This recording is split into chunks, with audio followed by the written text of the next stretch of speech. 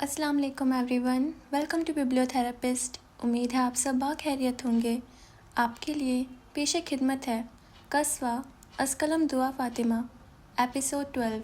Nurse, सारी तैयारी करें। डॉक्टर की आवाज़ भी साथ ही आई थी। सिमल की धड़कनें हर गुजरते लम्हे के साथ तेज़ होती जा रही थीं। उसका बस नहीं चल रहा था कि ये सारे लम्हात स्किप करके आखिरी लम्हे तक पहुंच जाए, मगर क्या करती। हर शय होने में वक्त लगता है, हर चीज़ वक्त लेती है। वक्त की रफ्तार अपने मुताबिक ही चलती है, तेज़ या आहिस्ता नहीं की जा सकती। सिमल, जब तक मैं न कहूँ आप आंखें मत खोलना, डॉक्टर उसके पास खड़े नरमी से कह रहे थे। जिमल ने बेसब्री से गर्दन असबात में हिलाई थी। उसकी पट्टी की गिरा खोली गई थी। आहिस्ता आहिस्ता गोल दायरों की सूरत पीछे से आगे लेकर आई जा रही थी। हर गुजरता लम्हा जैसे उसके जिस्म में दौड़ते खून की रफ्तार बढ़ा रहा था। उसकी पट्टी ढीली होती महसूस हो रही थी और फिर अचानक ही उसको एक रोशनी दिखी थी। नारंगी सी रोशनी, गहरी नारंगी सी। हाँ, उसे वो रोशनी दिखी थी। क्या वो वाकई देख रही थी? बाहर की सफ़ेद रोशनी उसकी आईलिड्स पर अक्स ढाती नारंगी सी रोशनी पैदा करके उसकी बसारत में रंग भर रही थी। और शायद उसकी ज़िंदगी में भी उसने ज़िंदगी में पहली बार स्याह अंधेरे के सिवा कुछ देखा था। स्याह रंग के अलावा नज़र आने वाला नारंगी वो दूसरा रंग था जो उसने आज तक अपनी ज़िंदगी में देखा था। खुशी और हसासियत की एक दौड़ उसके जिस्म में दौड़ गई थी। आंसुओं का गोला हलक में अटकने लगा था।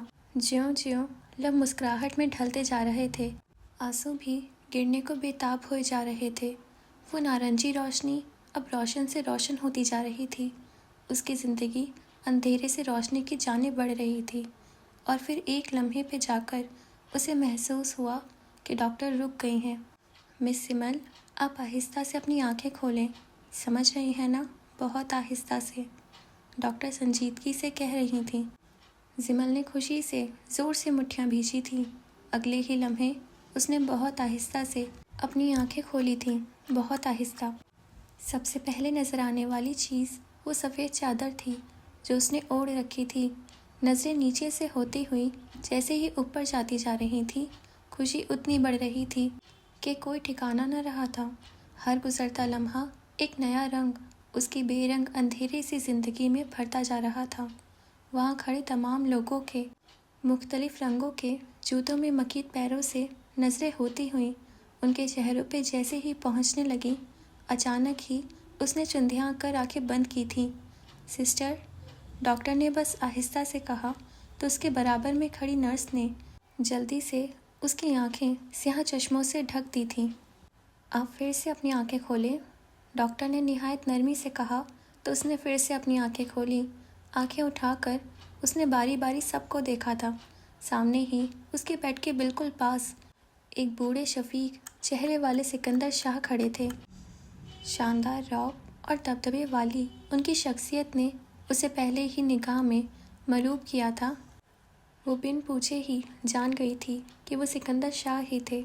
नज़र सिकंदर शाह से होते हुए जहांगीर के मेहरबान चेहरे से गुजरते गुजरते अनीसा की नम आँखों तक गई थी। अनीसा के बराबर में ही जवान और हसीन सा आबिर जहांगीर आंखों में नमी लिए उसे देख रहा था। हाँ, वो इतना हैंडसम लड़का आबिर जहांगीर ही था। ये सब देखना कितना खुशगवार सा था ना। ये एक नई दुनिया थी, एक नई ज़िंदगी, एक नया एहसास, एक नई और मन फर्द सी खुशी। उसके स्याह चश्मों के पीछे छिपी स्याह आंखें मुतवर्रम महसूस होती थीं। आप तो बिल्कुल ठीक हो गई हैं, माशाअल्लाह। तभी उसके डॉक्टर ने अपने असली नर्म लहजे में कहा तो उसने गर्दन उठाकर उसे देखा। डॉक्टर अहमद तकरीबन 30 साल का जवान सा डॉक्टर था। स्याह बालों और स्याह दाढ़ी वाले, दूध जैसी सफ़ेद रंगत के हामिल, अपनी स्याह शफीक आंखें उस पर जमाए वो बहुत खुशी से कह रहे थे। वो जिमल का इलाज पिछले तमाम सालों में करते रहे थे। उनसे सिर्फ मालिज और मरीज़ वाला रिश्ता नहीं था जिमल का, बल्कि वो जिमल की सबसे अच्छी दोस्त कायनात के बड़े भाई थे। कायनात का 3 साल पहले ही एक कार के हादसे में इंतकाल हो गया था।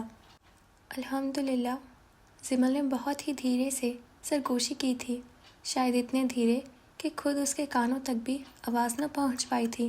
آنسو لڑیوں کی صورت گالوں پر بہنے لگے تھے۔ آنکھیں بے اختیار بند کر کے اس نے ایک گہرا سانس لیا تھا۔ وہ اب تک بے یقین تھی، کیا وہ واقعی دیکھ رہی تھی؟ جب اس نے آنکھیں کھولیں تو اس کو انیسہ کے برابر میں کھڑا دراز قد والا ہینڈسم سا لڑکا اپنی اور آتا دکھائی دیا۔ اس کی بھوری آنکھوں کی نمی زمل سے پوشیدہ نہیں رہ سکی تھی۔ وہ قدم تیزی سے بڑھائے اس کے بیڈ تک پہنچا تھا اور ڈھپ سے بیڈ پر بیٹھ گیا تھا۔ اس کی طرف منہ کر کے اس نے دھیرے سے زمل کے دونوں ہاتھ تھامے تھے اور سیدھا اس کے سیاہ آنکھوں میں دیکھا تھا۔ زمل کو ان بھوری آنکھوں میں کچھ نظر آیا تھا، محبت، خوشی اور شاید آنسو بھی۔ اسے اس ہی لمحے ان آنکھوں سے بے حد محبت محسوس ہوئی تھی۔ زمل جہانگیر کے لیے اگر اس دنیا میں کوئی شخص اس کی جان سے بھی زیادہ قیمتی تھا تو وہ عابر جہانگیر ہی تھا۔ کچھ پل دونوں کی نم آنکھیں ایک دوسرے پر ٹکی رہی تھیں اور پھر عابر نے آگے بڑھ کر اسے گلے لگا لیا۔ ہاں، اگر زمل کے لیے وہ اہم ترین تھا تو عابر کے لیے بھی وہ اس کے بچوں جیسی تھی۔ وہ اسے بے انتہا محبت کرتا تھا، شاید خود سے بھی زیادہ۔ اللہ تیرا لاکھ شکر، عابر نے اس کا چہرہ ہاتھوں کے پیالے میں تھام کر محبت سے بولا تو وہ بھی مسکرائی۔ پھر ذرا سا پیچھے ہو کر عابر نے آنکھوں میں ٹھہری نمی ہاتھ کی پشت سے رگڑی اور پھر اسے دیکھا اور مسکرایا۔ تو اب تم فائنلی میرا ہینڈسم اور حسین چہرہ دیکھ سکتی ہو، ہاں؟ اس نے مزے سے مسکرا کر کہا تو کمرے میں موجود تمام لوگ بھی ہنسنے لگے۔ عابر کو کون پوچھ سکتا تھا؟ ہاں بالکل، ہینڈسم، حسین اور گورا چہرہ۔ زمل نے بھی مسکرا کر لقمہ دیا تو وہ ہنس دیا۔ ارے تم نے تو میرا دل ہی خوش کر دیا میری جان، کہہ کر عابر نے اسے پھر سے گلے لگایا تھا۔ پھر سب ہی اس کے قریب آ کر اسے پیار کر رہے تھے، رو رہے تھے، خوشی کا اظہار کر رہے تھے۔ موقع ہی ایسا تھا، خوشی ہی ایسی تھی۔ مجھے خود کو دیکھنا ہے۔ سب سے ملنے کے دوران عابر کے کان میں زمل نے سرگوشی کی سی صورت بولا تو وہ مسکرا اٹھا۔ وہ تو پہلے سے ہی اس کا انتظام کر کے آیا تھا۔ ہاں میں آئینہ لایا ہوں، کہہ کر اس نے پاس پڑے شاپر سے ایک بھورے فریم والا آئینہ نکالا اور زمل کی نظروں کے سامنے کیا تو وہ ٹھہر سی گئی۔ اس کی آنکھیں اس کے چہرے کے ایک ایک نقوش کو حصار میں لیے ہوئی تھیں۔ اس نے دھیرے سے آنکھوں پہ پہنے سیاہ چشمے ہٹائے تھے۔ کچھ پل کے لیے آنکھیں چندھیائی تھیں، مگر پھر اس نے پوری طرح آنکھیں کھول کر خود کو پہلی بار دیکھا تھا۔ گندمی سی صاف رنگت، اٹھی ہوئی ناک، سیاہ چمکدار آنکھیں، اس کے پتلے سے ہونٹ، گال کی ابری ہڈیاں، کمان کی سی صورت نکلتی سیاہ گھنگور پلکیں، گہری سی بھویں۔ اسے اپنے ہر ایک شے سے محبت ہو رہی تھی۔ تو وہ ایسی دکھتی تھی؟ اس نے چہرہ اٹھا کر جہانگیر کو دیکھا تھا۔ ان کی آنکھیں، فیس کٹ، بال، مشابہت صاف واضح تھی تو وہ واقعی ان کے جیسی دکھتی تھی۔ ایک آنسو اس کی پلکوں کی باڑ کو توڑتا چہرے پہ لڑک گیا تو اس نے جلدی سے ہاتھ بڑھا کر وہ صاف کیا۔ وہ نہیں رونا چاہتی تھی، کم از کم آج تو بالکل نہیں۔ آج اس کی زندگی کا سب سے بڑا دن تھا۔ آج اس کی سب سے بڑی خواہش پوری ہوئی تھی۔ وہ کیسے روتی، کیسے خوش نہ ہوتی؟ اسی موسم میں، اسی لمحے اگر قصر شاہ میں موجود مرحا سکندر شاہ کے کمرے میں جھانکا جاتا تو وہ پلنگ پہ بیٹھی فون پہ اسکرولنگ کرتی نظر آتی، ہلکا پھلکا سا سیاہ لباس پہنے، بالوں کو ڈھیلے میسی جوڑے میں مقید کیے وہ ابھی ابھی نماز پڑھ کر بیٹھی تھیں۔ زمل کی سرجری کی کامیابی کی خبر گھر میں پہنچ چکی تھی، تبھی اس نے ابھی ابھی شکرانے کے نوافل ادا کیے تھے۔ ہلکی سی مسکراہٹ لیے وہ کوئی لطیفہ پڑھ رہی تھی جب اسکرین کے اوپری حصے پر کال کا باکس چمکا۔ کالر کا نام دیکھ کر اس کے ماتھے پر لاتعداد بلوں کا اضافہ ہوا تھا۔ وہ کم از کم اس وقت اس شخص سے بات نہیں کرنا چاہتی تھی، مگر کیا کرتی؟ چار و ناچار فون اٹھانا ہی پڑا۔ فون پک کر کے اس نے کان سے لگایا اور خاموشی سے اگلے جانب سے مقابل کے بولنے کا انتظار کرنے لگی۔ ہیلو، السلام علیکم مرحا۔ اگلی جانب سے میر ولی شاہ کی آواز گونجی تھی۔ مرحا نے آنکھیں گھمائی تھیں۔ وعلیکم السلام، کہہ کر اس نے اپنے بالوں میں بے بسی سے ہاتھ گھمایا۔ وہ کچھ بھی کہہ لے، اپنے اوپر مضبوطی اور لا تعلقی کا کتنا ہی مضبوط کھول چڑھا لے، مگر حقیقت تو یہ تھی کہ وہ اس آواز کو سن کر آج بھی بے بس ہو جایا کرتی تھی۔ کیسی ہو؟ وہ اگلی جانب سے نرمی سے پوچھ رہا تھا۔ ٹھیک نہیں ہوں۔ اس نے آنکھیں موند کے سر بیڈ گراؤنڈ سے ٹکایا تو ایک آنسو آنکھ سے نکل کر گال پر لڑک گیا۔ وہ واقعی ٹھیک نہیں تھی۔ شاید سب کے لیے وہ نارمل ہو، ٹھیک ہو، مگر حقیقتاً وہ ٹھیک نہیں تھی۔ ٹھیک کیسے ہوگی؟ کچھ توقف کے بعد میر نے اگلی جانب سے پوچھا تو آنکھوں سے تواتر کے ساتھ آنسو بہنے لگے، حلق میں درد بڑھنے لگا۔ مر کے۔ اس جواب نے میر ولی شاہ کی ساری ہمت توڑ دی تھی۔ اس کا پچھتاوا مزید بڑھ گیا تھا۔ موت پریشانیوں کا حل تو نہیں ہوتی۔ میر نے جیسے دکھتے گلے کے ساتھ سے سمجھانا چاہا تھا۔ صحیح کہتے ہو، موت پریشانیوں کا حل نہیں ہوتی، مگر اختتام تو ہوتی ہے نا؟ مرحا نے ٹوٹے بکھرے سے لہجے میں کہا تھا۔ اختتام بھی نہیں ہوتی، ابتدا ہوتی ہے اصل زندگی کی، میر نے درد سے کہا تو وہ تلخی سے مسکرائی۔ پتہ نہیں کیوں ہمیں یہ زندگی جینی پڑتی ہے، جبکہ یہ تو اصل زندگی ہے بھی نہیں۔ وہ آنکھیں موندے درد سے بھرپور آواز میں کہہ رہی تھی۔ میر ولی شاہ کا حوصلہ، ہمت، ضبط یہ لڑکی سب توڑ رہی تھی۔ مرحا، میرے لیے تمہارے دل میں اب کوئی گنجائش نہیں نکل سکتی۔ وہ پتہ نہیں کس آس کے تحت پوچھ رہا تھا۔ شاید وہ کہہ دے کہ ایسا کچھ نہیں ہے، وہ آج بھی اس سے بے انتہا محبت کرتی ہے۔ میر ولی شاہ، میرا دل شروع سے تمہارا تھا اور تمہارا ہی رہے گا، مرحا نے دھیرے سے کہا تو میر کی سانس گویا حلق میں اٹک گئی، مگر اس کی بات ابھی ختم نہیں ہوئی تھی۔ مگر افسوس کہ اب میری زندگی میں تمہاری کوئی گنجائش باقی نہیں رہی، میں اب تمہاری نہیں رہی۔ مرحا، وہ جیسے بہت دکھ سے کہہ اٹھا، تمہاری گنجائش میری زندگی میں اب ایک ہی شے سے نکل سکتی ہے، میر ولی شاہ، تم میرے پیروں میں گر کر بالکل ویسے ہی معافی مانگو گے جیسے میں مانگا کرتی تھی، صرف ایک یہی راستہ ہے، سمجھے تم؟ وہ اب بھی نرم سی آواز میں، نرم سے لہجے میں نہایت کڑوی بات کر گئی تھی۔ میر ولی شاہ کی سانس ساکت ہوئی تھی۔ مرحا، وہ بے یقین تھا۔ یہ واحد راستہ ہے میر، کہہ کر مرحا نے کھٹاک سے فون بند کیا تھا اور گہری سانس لیتی وہ اٹھ بیٹھی تھی۔ اس کا ضبط ٹوٹ رہا تھا، وہ خود بھی ٹوٹ رہی تھی، ٹوٹ کر بکھر رہی تھی۔ اس نے موبائل پکڑ کر یکدم ہی کھولا تھا۔ وال پیپر پر ایک آدمی کی تصویر لگی تھی۔ تقریباً 35-36 سال کا وہ آدمی کافی لمبا تھا، گندمی رنگت، اٹھی ہوئی مغرور ناک اور مغرور سرمئی آنکھیں، چہرہ کافی حد تک سنجیدہ سا۔ نیوی بلو پینٹ کوٹ پہنے، پینٹ کی جیبوں میں ہاتھ ڈالے، وہ ایک رعب اور دبدبے کا مالک تھا۔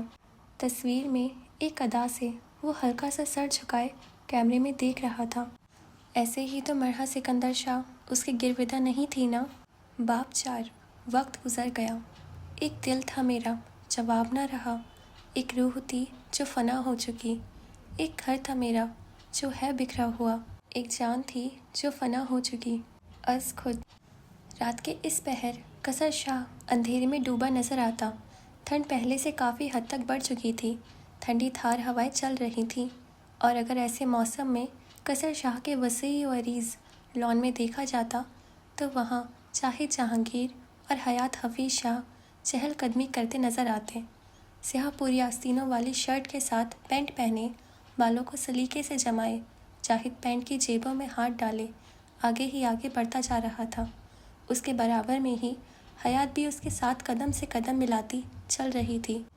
آڑو رنگ کی گھٹنوں تک آتی لانگ شرٹ کے ساتھ سیاہ بیل باٹم پاجامہ پہنے، بالوں کو ڈھیلے ڈھالے سی چوٹی میں مکید کیے، وہ کچھ آوارہ لٹوں کو بار بار کان کے پیچھے اڑستی کچھ کہتے ہوئے آگے بڑھ رہی تھی۔ کب آئیں گی آپی؟ وہ دروازے کو دیکھ کر کہہ رہی تھی۔ آنکھیں منتظر اور ایکسائٹڈ سی نظر آتی تھیں۔ مجھے تو سمجھ نہیں آ رہا کہ اپنی خوشی کو لفظوں کی شکل کیسے دوں، میں بتا نہیں سکتا کہ میں کتنا خوش ہوں، زاہد نے اس کی بات کے جواب میں ایکسائٹڈ سی آواز و لہجے میں یہ کہا تو وہ سر موڑ کر اسے دیکھ کر مسکرانے لگی۔ خوشیاں لفظوں میں بیاں ہونے لگ جائیں تو ان کی اہمیت وہ نہیں رہتی۔ حیات نے ذرا مسکراتے ہوئے اس سے کہا تو وہ سمجھ کر سر اسبات میں ہلانے لگا جیسے وہ اس کی بات سے اتفاق کرتا ہو۔ جاہد کے چہرے پر موجود ایک الوہی سی چمک ہی اس کی خوشی کا پتہ دیتی تھی۔ وہ واقعی بہت زیادہ خوش لگ رہا تھا۔ تمہیں پتہ ہے حیات، میں نے اس کے لیے، اس کی صحت یابی کے لیے اتنی دعائیں کی ہیں، اتنی تو میں نے اپنے پاس ہونے کے لیے کبھی نہیں کی۔ وہ پھر سے بول رہا تھا اسی ایکسائٹمنٹ سے، یا اللہ، مجھے آج تجھ پر پہلے سے کئی زیادہ پیار آ رہا ہے۔ تو کتنا عظیم ہے نا۔ وہ کیا شروع سے ہی نہیں دیکھ سکتی تھی؟ حیات نے سر موڑ کر ذرا سنجیدگی سے پوچھا تو جاہد نے سر اسبات میں ہلا دیا۔ ہاں، مگر اب وہ میرا ہینڈسم چہرہ دیکھ سکتی ہے۔ جاہد نے ذرا شرارت سے مسکرا کر کہا تو حیات بھی کھلکھلا اٹھی۔ اسے یہ نمونہ دلچسپ لگا تھا۔ تبھی انہیں دروازے کے پار سے فجر اپنی جانب آتی دکھائی دی تھی۔ ریشم کی سرمئی رنگ کی، گھٹنوں سے کچھ اوپر تک آتی فراک کے ساتھ بلو جینز پہنے، بالوں کو اونچی پونی ٹیل میں مکید کیے، وہ ہاتھ میں اپنا چھوٹا سا سیاہ کلچ تھامے ان تک آ رہی تھی۔ فجر آپی آ گئی، اب فائنلی ہم زمل آپی سے ملنے ہاسپٹل جائیں گے، یاہو! حیات کی ایکسائٹمنٹ اس وقت جاہد سے زیادہ نظر آتی تھی۔ وہ مسکرا رہی تھی جبکہ جاہد پرسوچ نظروں سے ہاتھ تھوڑی تلے رکھے فجر کو دیکھ رہا تھا۔ فجر آپی میرے عابر بھائی کے ساتھ اچھی نہیں لگیں گی؟ اچانک ہی اس کے بولنے والے اس جملے پہ حیات یکدم ٹھہر سی گئی تھی۔ بے انتہا شوق کے عالم میں اس نے گردن موڑ کر جاہد کو دیکھا تھا جو بالکل سنجیدہ لگتا تھا۔ چہرے پہ واضح سوچ کی لکیریں نمایاں تھیں۔ حیات کے لب اچانک ہی مسکراہٹ میں ڈھلے تھے، سر خود بخود اسبات میں ہل گیا تھا۔ حیرت ہے یہ خیال پہلے میرے ذہن میں کیوں نہ آیا، لیکن جاہد تم غلطی سے بھی یہ بات ان کے سامنے نہ کرنا، ورنہ یا تو تمہارا سر دیوار میں دے ماریں گی یا پھر تمہیں چھت سے پھینک دیں گی۔ حیات نے اس کو خبردار کرنے کو کہا تو وہ حیرت اور نہ سمجھی کے ملے جلے تاثرات لیے اس کے جانب پلٹا۔ کیوں بھائی؟ اسے سمجھ نہیں آئی تھی کہ فجر بھلا ایسا ریئیکشن کیوں دیتی۔ وہ تو اتنی کام سی لگتی ہیں۔ وہ اس مہینے 27 سال کی ہو جائیں گی، پھر بھی شادی کیوں نہیں کرنا چاہتی ہیں؟ اصل میں وہ کہتی ہیں کہ وہ کسی کے لیے بھی اپنا لائف سٹائل نہیں بدلیں گی، اور زیادہ تر ان کے جو بھی رشتے آتے ہیں وہ ان کا لائف سٹائل چینج کرنے کو کہتے ہیں۔ حیات نے ساری بات اس کے گوش گزار کی تو وہ آبرو سکیڑے فجر کو دیکھتے ہوئے سر ہلانے لگا۔ تو کیا وہ اپنا لائف سٹائل بدلنا ہی نہیں چاہتی؟ اس کا تجسس بڑھتا جا رہا تھا۔ ارے نہیں، ایسا کچھ نہیں ہے، دراصل ابھی حیات مزید کہہ رہی تھی کہ فجر اتنا لمبا راستہ طے کر کے آخرکار ان تک پہنچ چکی تھی۔ دراصل کیا؟ وہ مسکرا کر کہتی، ان کے پاس سے گزرتی آگے بڑھ کر گاڑی تک پہنچی۔ نہیں آپی، کچھ نہیں، حیات کہتے ہوئے مڑ کر جاہد کو بھی چپ رہنے کا اشارہ کرتی گاڑی تک گئی۔ جاہد بھی ساتھ ہی آیا تھا۔ ڈرائیونگ سیٹ پر بیٹھ کر فجر نے سیٹ بیلٹ پہن کر بیک ویو مرر میں حیات کے چہرے کو ایک تفتیشی نظر دیکھا، جیسے اسے اس کی نہیں آپی کچھ نہیں پر یقین نہ آیا ہو۔ حیات زبردستی کا مسکرائی تھی۔ فجر نے سر جھٹک کر گاڑی سٹارٹ کی۔ چند ہی لمحوں بعد ایک سیاہ رنگ کی مرسیڈیز قصر شاہ کی حدود کو زن سے پار کر کے آگے بڑھ گئی تھی۔ آپ غلط کہہ رہے تھے بھائی، میں کالی تو نہیں ہوں، میں تو گوری ہوں، زمل عابر سے کہہ رہی تھی جو ابھی اس وقت اس کے ہاسپٹل کے بیڈ کے ایک سائڈ پر بیٹھا تھا۔ اس کی بات سن کر عابر نے مسکرا کر سر نفی میں ہلایا تھا اور پھر گلا کھنکارا۔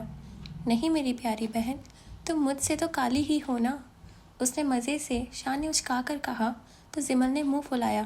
ایسا کچھ نہیں ہے، اور کیا ہوا جو اگر میں کالی ہوں، کالے لوگ اللہ کے پیارے ہوتے ہیں، اس نے مزے سے کہا۔ عابر اس کی بات سن کر زور سے ہنس دیا۔ ایک تو زمل اور اس کی یہ بچوں والی مثالیں، اور ویسے بھی میں بہت پیاری ہوں، زمل نے مزید کہا تو عابر مسکرا کر سر نفی میں ہلانے لگا۔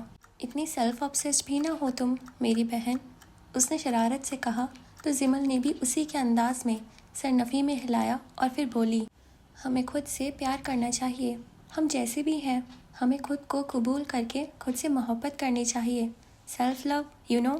اور ویسے بھی میں اب کالی بھی نہیں ہوں، گندمی رنگت ہے پاکستانیوں کی پہچان، ذرا آنکھ مار کر زمل نے کہا اور شانہ اچکایا۔ عابر اس کی بات اور انداز پر ہنس دیا تھا۔ تبھی کمرے کا دروازہ ایک دھڑ کے ساتھ کھلا تھا اور دروازے میں جاہد نمودار ہوا تھا۔ وہ مسکرا کر زمل کو دیکھ رہا تھا۔ زمل کا یہ ڈائریکٹ آئی کانٹیکٹ دیکھ ایک سیکنڈ کو وہ تھما تھا، آنکھوں میں نمی چمکی تھی۔ زمل نے اسے پہلے کبھی نہیں دیکھا تھا، مگر وہ پھر بھی جانتی تھی کہ یہ جاہد جہانگیر ہی تھا۔ جاہد کچھ پل وہیں دروازے میں استدا اپنی خوبصورت بہن کو دیکھتا رہا تھا۔ اسے ہمیشہ سے ہی وہ بہت پیاری لگا کرتی تھی۔ اس کے خیال میں اس نے زمل سے زیادہ خوبصورت کوئی لڑکی آج تک اس دنیا میں نہیں دیکھی تھی۔ اس کی آنکھوں میں اس شخص کو دیکھ کر بے انتہا محبت در آئی تھی جس کو وہ ہمیشہ تنگ کیا کرتا تھا۔ وہ شخص جو اس کا بیسٹ فرینڈ تھا، وہ شخص جس کے لیے اس کا دل ہر لمحے دعا گو رہتا تھا۔ کیا یہ ایک خوبصورت نظارہ نہ تھا؟ حیات اور فجر ہسپتال کی راہداری سے گزرتے زمل کے ہسپتال کے روم تک جا رہے تھے۔ حیات کچھ آگے تھی جبکہ فجر اس سے چند قدم پیچھے چلتی ہوئے آ رہی تھی۔ سر بالکل نیچے جھکا کے اپنی تیزی سے بڑھتے قدموں کو دیکھتی ہوئی حیات آگے ہی آگے بڑھتی چلی جا رہی تھی، جبکہ اس کے پیچھے آتی فجر سر اور آنکھیں اٹھائے ایک شان اور ادا سے چلتی ہوئی آ رہی تھی۔ چلتے چلتے حیات کی رفتار تیز پہ تیز ہوئی جا رہی تھی۔ حیات آہستہ چلو اور سر اٹھاؤ، ابھی جو کمرہ آئے گا نا اس میں جانا ہے۔ فجر نے پیچھے سے آواز لگائی تو حیات نے محض کہنے پر اکتفا کیا۔ ارے کمرہ آ گیا ہے، مڑو دائیں طرف۔ فجر نے اس کو کمرے سے آگے نکلتے ہوئے دیکھا تو ضبط اور کچھ غصے سے تیز آواز میں کہا۔ حیات فوراً ہی دائیں طرف مڑ کر آگے بڑھی تھی جب اس کا تصادم کچھ چٹان سے ہوا تھا۔ ہاں، وہ چٹان ہی تو تھا۔ اس کا سر کچھ پل کے لیے واقعی گھوم کر رہ گیا تھا۔ مقابل بھی کر کے اندر کمرے میں بڑھا تھا۔ حیات تو اپنا سر ہی تھام کر کچھ پل کے لیے کھڑی ہو گئی تھی، پھر ذرا سیدھی ہو کر اس نے ہونٹ بھیجے تھے۔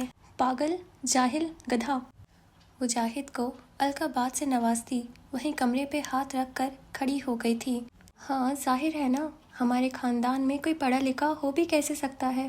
ساری لٹریسی حیات حفیظ شاہ کے پاس جو چلی گئی ہے۔ آگے سے جاہد نے نہایت تپا ہوا جواب دیا تھا۔ ذرا راستہ چھوڑو، اندر جانا ہے مجھے۔ وہ غصے سے اس کو شانے سے پکڑ کر سائڈ پر کرتے آگے بڑھ گئی تھی۔ عجیب چٹان سا تھا، اس کا سر اب تک گھوم رہا تھا۔ جاہد پیر پٹک کر جا کر دیوار سے ٹیک لگا کر کھڑا ہو گیا تھا۔ خونخوار نظریں اب بھی حیات پر جمی تھی۔ وہ اب زمل سے گلے مل کر اس کو سرجری کی کامیابی کی مبارکباد دے رہی تھی۔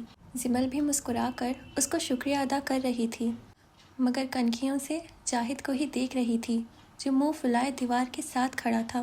جب یہ عابر بھی چل کر جاہد کے ساتھ جا کھڑا ہوا، زور سے لگا کیا؟ وہ ہونٹ دبائے مسکراہٹ روکنے کی بھرپور کوشش کرتے ہوئے بولا اور دیوار کے ساتھ ٹیک لگا کر سر جاہد کی جانب موڑا۔